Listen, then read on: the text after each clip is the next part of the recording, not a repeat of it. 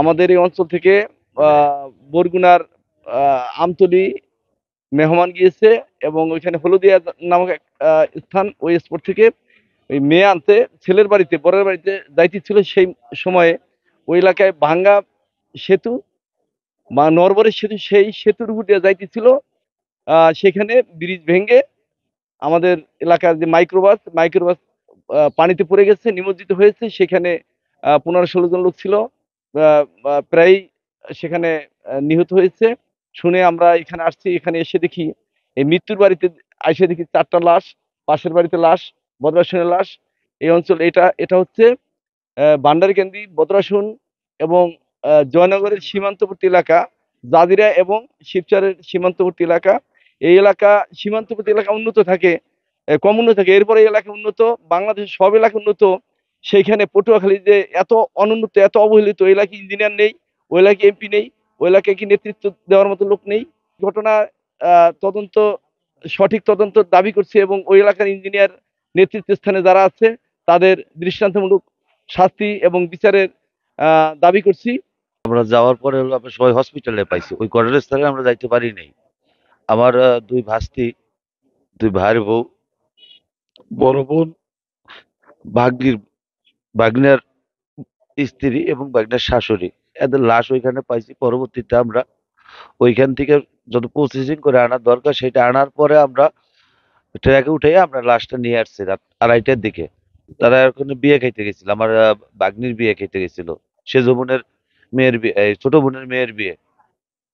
শোকাহত পরিবারের যে মর্মান্তিক ঘটনা, সেটা মানে বরগুনার আমতলী এলাকায় একটা বিয়ার অনুষ্ঠানে যাচ্ছিল।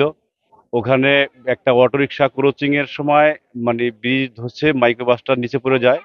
নিচে পড়ে যাওয়ার পরে ওনার ওই এই বাবুল ভাই যে, বাবুল কালাম ভাই যে, ওনার দুই ভাইগনা, ওরা গেট খুলে বেরিয়ে যায় 2টা বাচ্চা নিয়ে।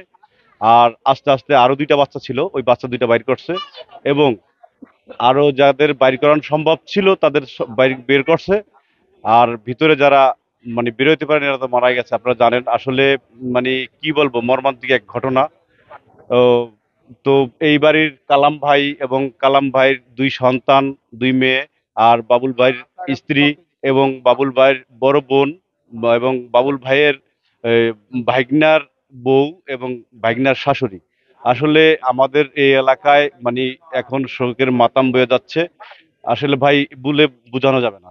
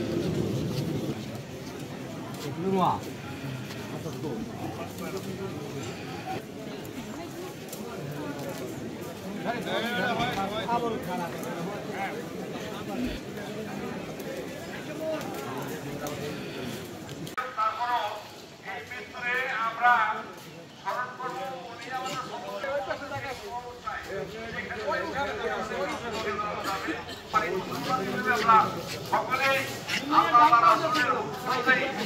জানার চেষ্টা করবো ইনশাআল্লাহ। রহমতুল্লাহি ওয়া বারাকাতুহু।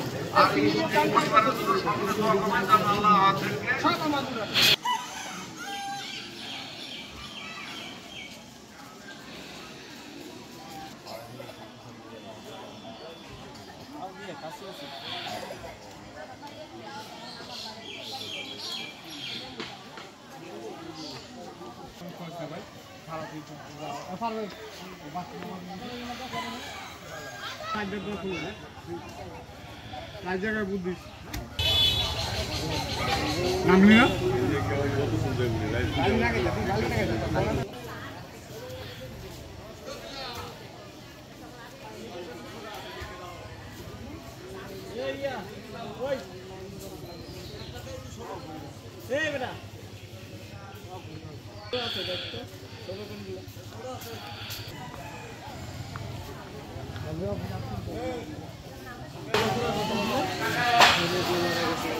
ওই এই ছেড়ে দেন